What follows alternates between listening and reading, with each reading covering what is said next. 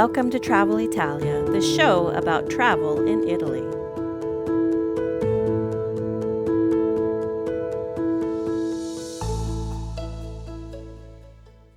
Ciao amici, welcome back to Travel Italia, the podcast where I help you plan a smarter, more enjoyable trip to Italy, and hopefully introduce you to a few places and experiences you might not have considered.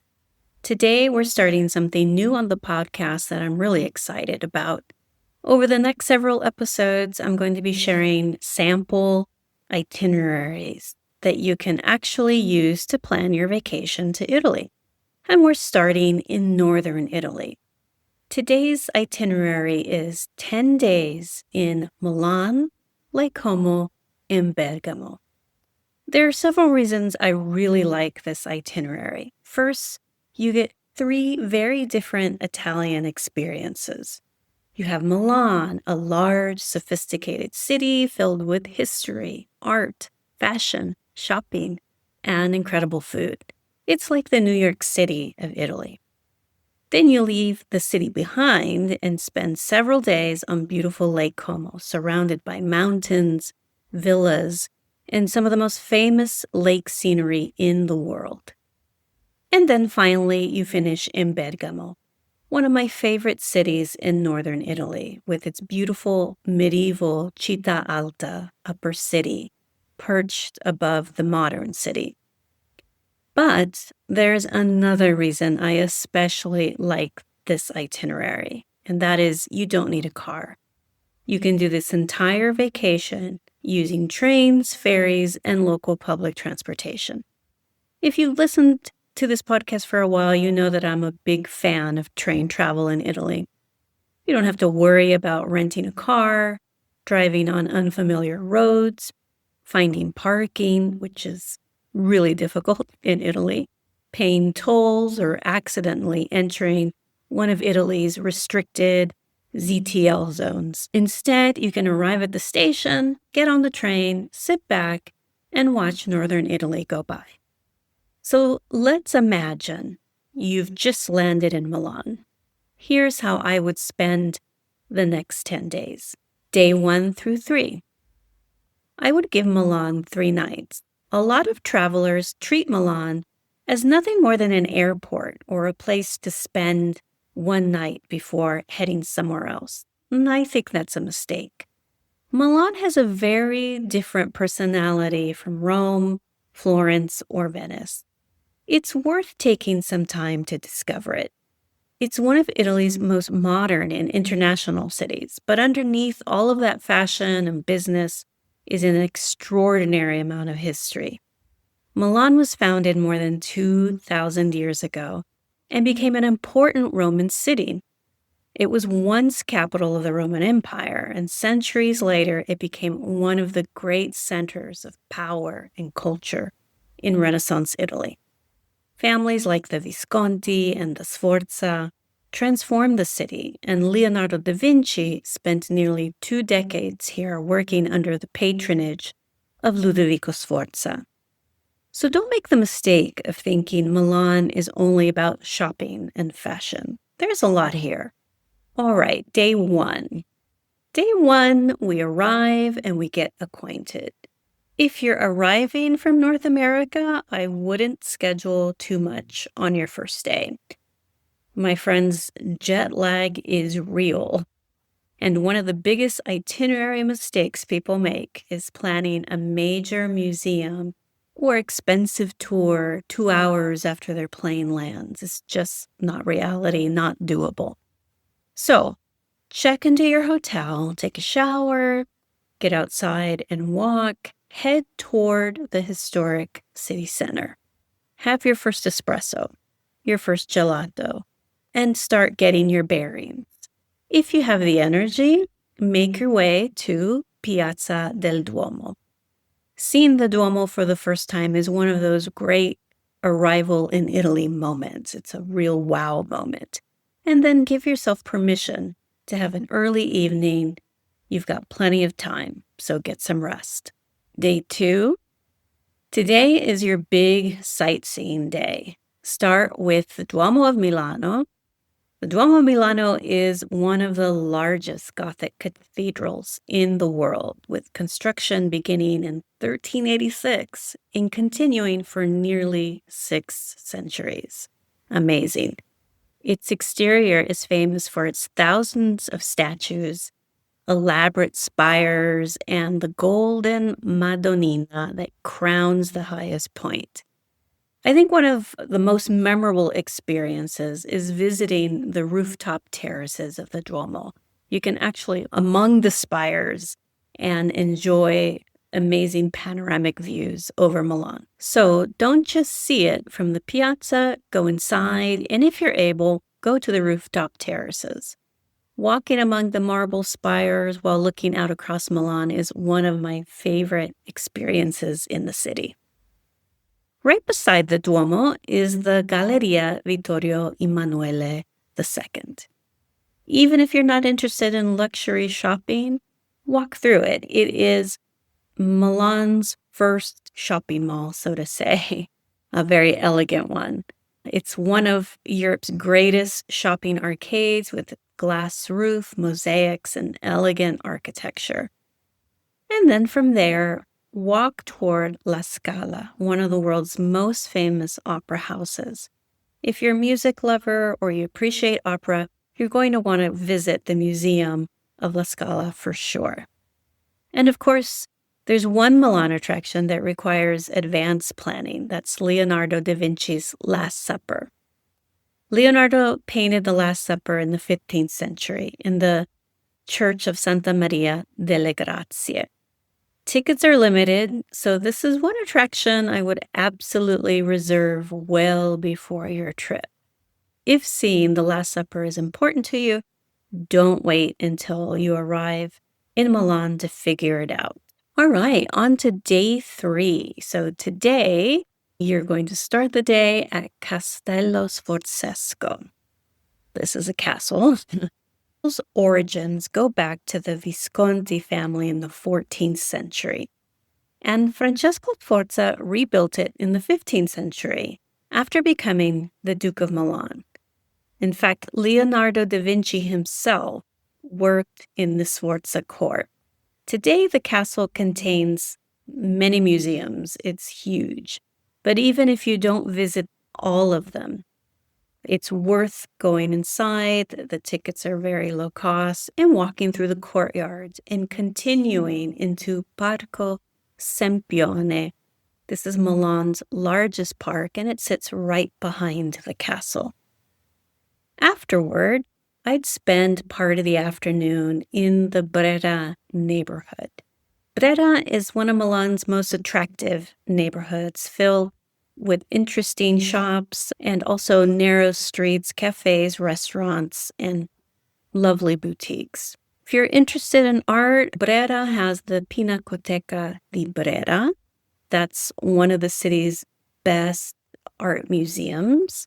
Another option, instead of the Pinacoteca di Brera, is the Pinacoteca Ambrosiana. Now, the Pinacoteca Ambrosiana has a few works by Caravaggio, and they actually have one of Leonardo da Vinci's codexes that you can see. So it's a really interesting place, well worth a visit.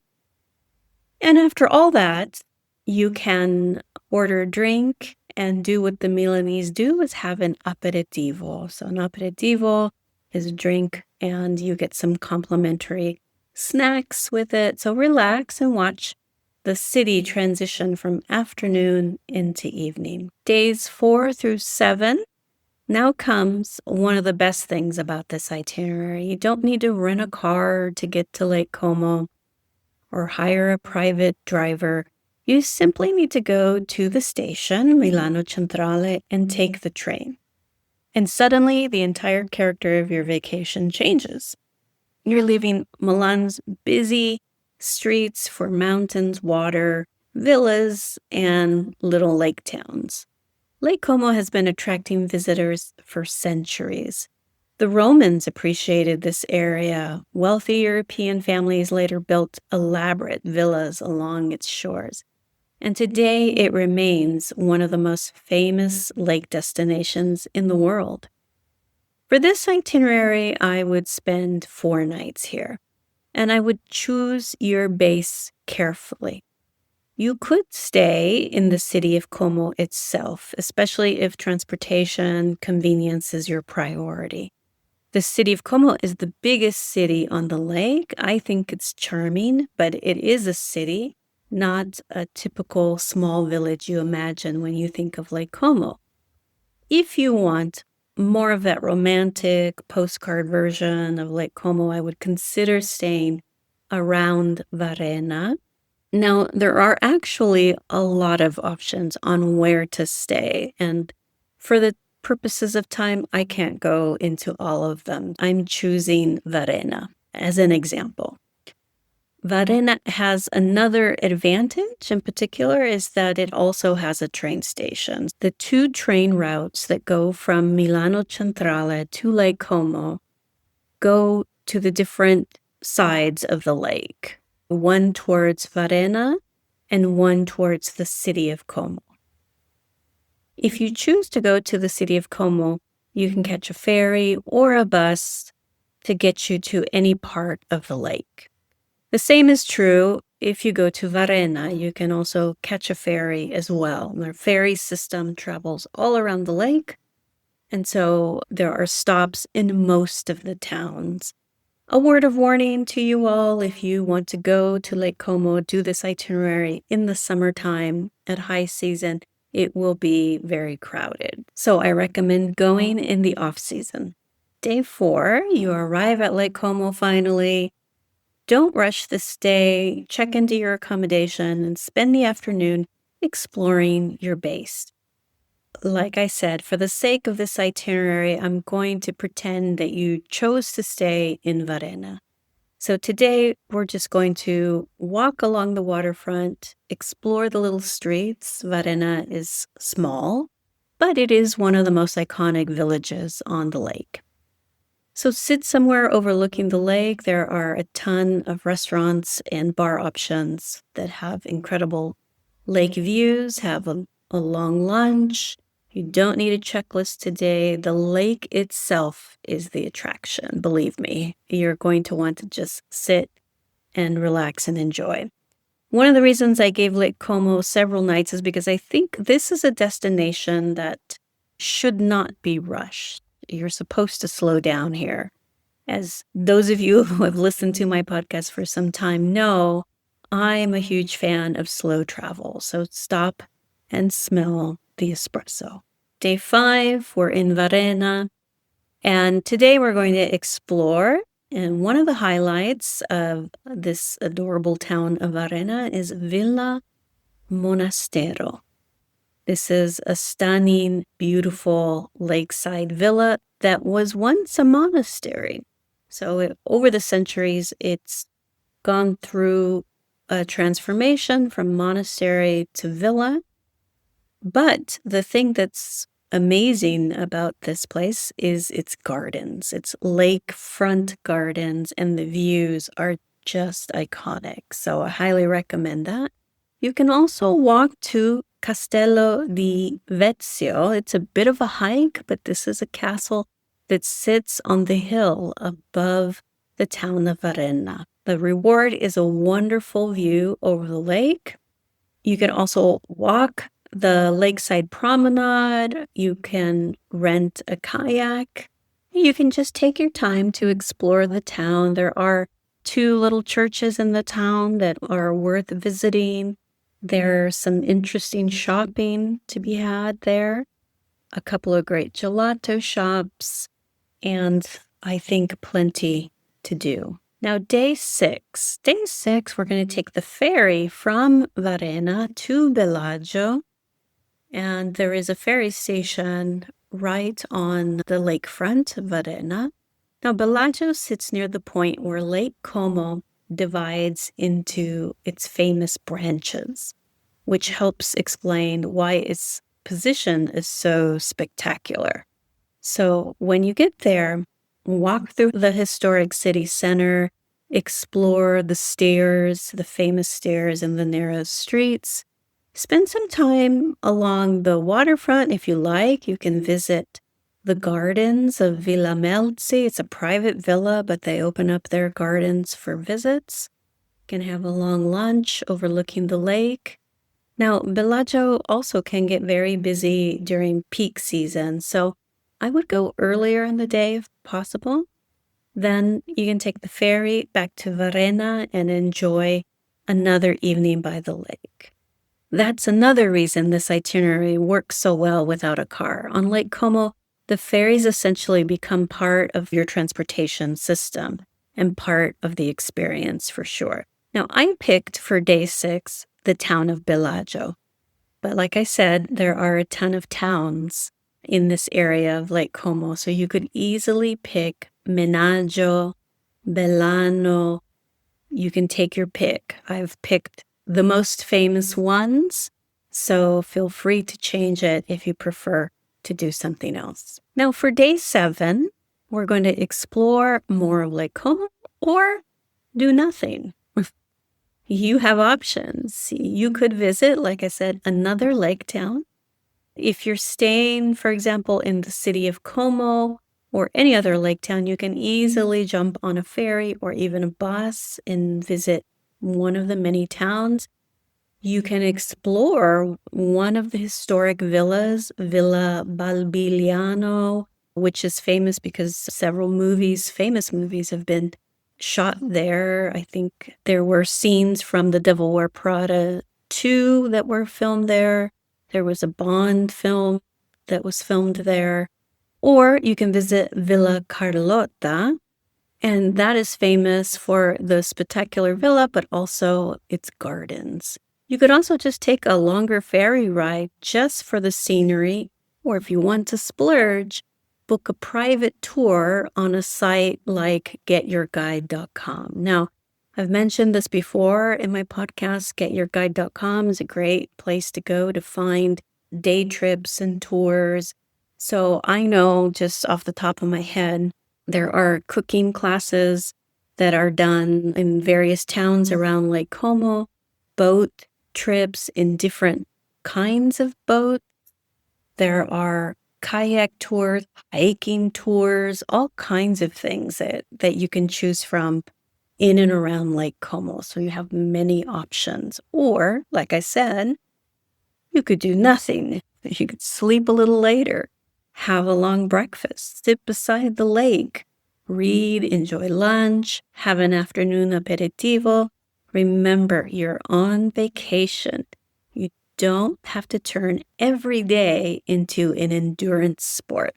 And after several days of sightseeing, having, one slower day can make the entire trip feel more relaxing. Day 8 through 10.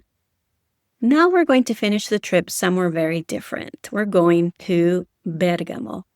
Bergamo is divided into 2 distinct areas. There's the more modern city, which is called Città Bassa, literally translates into lower city.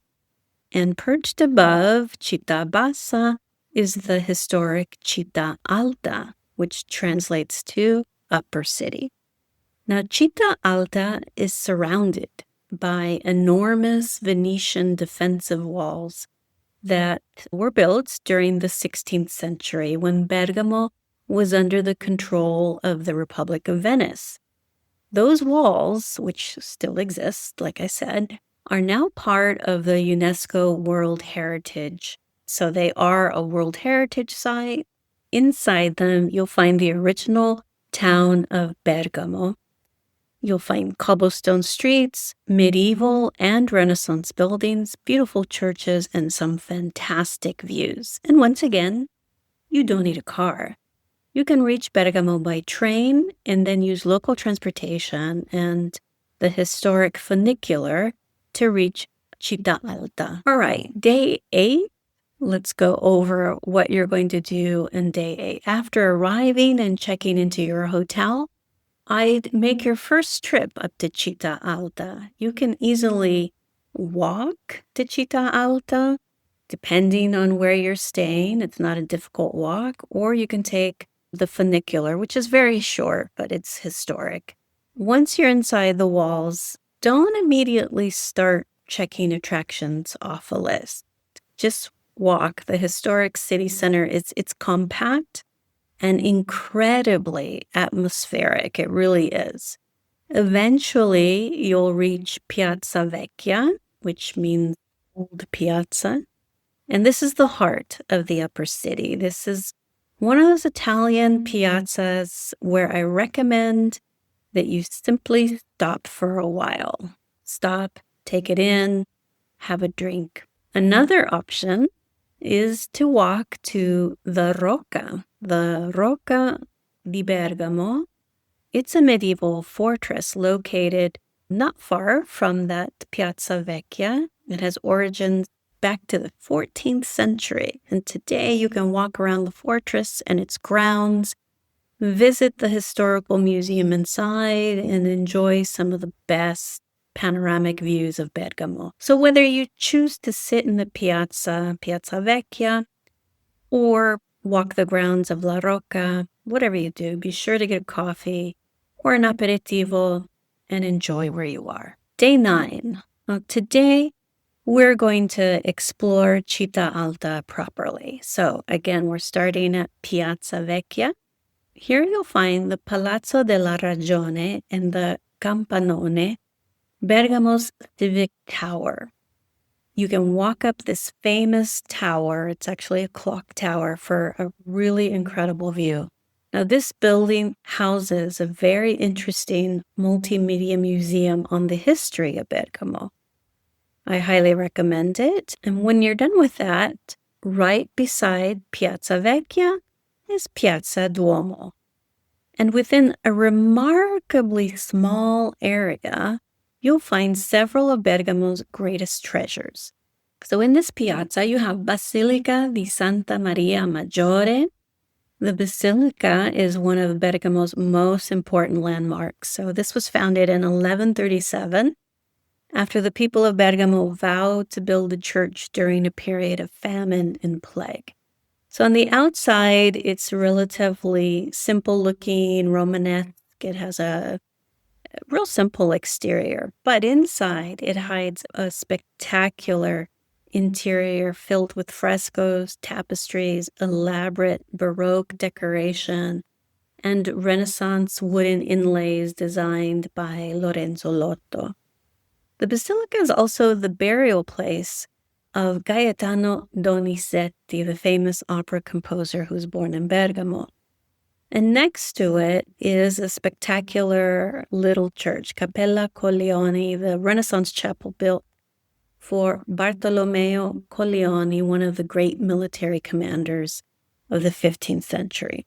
Okay, so after you've seen that, you can then walk the Venetian walls. These fortifications, they extend for roughly 6 kilometers around the historic city, the Città Alta, and provide wonderful views over Bergamo and the surrounding countryside. If you have energy, you can take the second funicular to go higher up the hill towards San Vilio. From there, you can get even better panoramic views of the area. And here's a little food history for you. Bergamo also claims to be the birthplace of stracciatella gelato.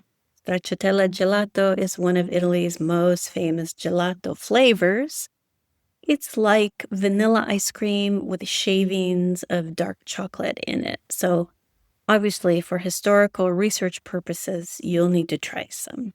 Okay, on to day 10. Day 10, this is your departure from Italy, so don't schedule too much. Of course, you have packing to do. Have breakfast, take one last walk, buy a few local specialties, and enjoy your final hours in Italy without rushing. You can take a train back to Milan and then either go to Linate or Malpensa Airport. Both of them are served by train or metro connections. And that's your 10-day trip. What I really like about this itinerary is the variety. In only 10 days, you've experienced Milan's art, history, and modern energy, the mountains, villas, and beautiful villages of Lake Como, and the medieval atmosphere and Venetian history of Bergamo. but you haven't spent the entire vacation changing hotels, you haven't rented a car, you haven't spent hours searching for parking, and you haven't tried to see 6 Italian cities in 10 days. It's a very manageable introduction to northern Italy. And because these destinations are connected by public transportation, it's particularly good for first-time visitors who might feel nervous about driving in Italy. So pack reasonably light, learn how the trains work, leave a little flexibility in your schedule, and enjoy the journey, because traveling by train in Italy isn't just transportation, it's part of the experience. I also wanted to point out you can easily adjust this itinerary to 12 days if you want more time in each place.